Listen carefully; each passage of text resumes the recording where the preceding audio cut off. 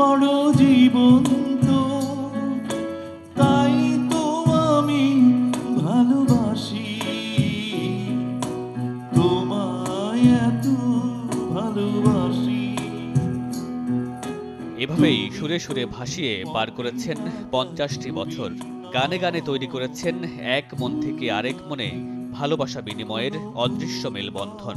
তুমি তো পথে আঁকা ছবি নও, ফুলদানি কোনো ফুল নও।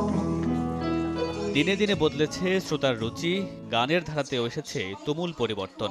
সময়ের সে চাহিদা পূরণ করে প্রেমে কিংবা উদযাপনে কয়েক প্রজন্মের হাত ধরে আছেন নকিব খান।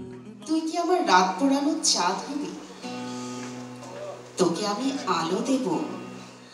বরেণ্য এই শিল্পীর সঙ্গীত যাত্রার 5 দশক পূর্তিতে শুক্রবার রাজধানীর তেজগাঁওয়ে celebrating melodious 50 years of Nakib Khan শিরোনামে গল্প, কবিতা ও গানের এক ভিন্নধর্মী আয়োজন করে নূরস ইভেন্টস। সে আয়োজনে দীর্ঘযাত্রার সঙ্গী, তরুণ শিল্পী আর শ্রোতাদের মুখে শোনা যায় নকিব বন্দনা।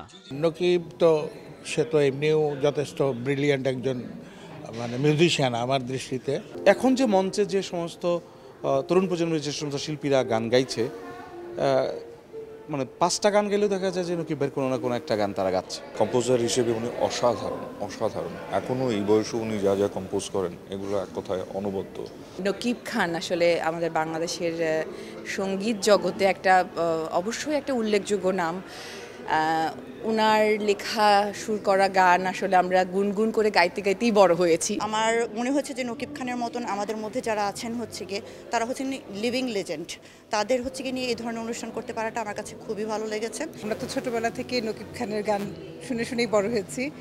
আর নূর ইভেন্টের যে জিনিসটা সবচেয়ে ভালো লেগেছে, কবিতার সাথে একটা গানের একটা সংমিশ্রণ আছে, সেই জিনিসটা খুব ভালো লেগেছে। দীর্ঘ সঙ্গীত যাত্রা স্মরণ করে নকিব খান শোনালেন গানে প্রথম সুর দেওয়ার গল্প। সঙ্গীতের অনিবার্য পরিবর্তনের ধারা মেনে নিয়ে তরুণদের জন্য দিয়েছেন পরামর্শ। প্রত্যেকটা জেনারেশন টু জেনারেশন চেঞ্জ হবে, নতুন প্রজন্ম আসবে, তাদের থট প্রসেস, তাদের চিন্তাধারা ডিফারেন্ট হবে। এটা আমাদের সময় চেঞ্জ হয়েছে। মিউজিকের শর্টকাট বলে কিছু নেই, একটু ধৈর্য ধরতে হবে। যেটা হচ্ছে যে স্টার হওয়া খুবই সোজা, বাট সত্যিকার অর্থে সঙ্গীত শিল্পী হওয়া, সত্যি অর্থে শিল্পী অনেক কঠিন। জীবন ধন্য হতো রূপসী প্রাপ্তি অপ্রাপ্তির হিসেবে আর কিছু নয়, কেবল মানুষের ভালোবাসাই নকিব খানের কাছে বড় প্রাপ্তি। ভালোবাসতাম। মামুনুর রশিদ পনেল, সময় সংবাদ। ভালোবাসতাম ভালো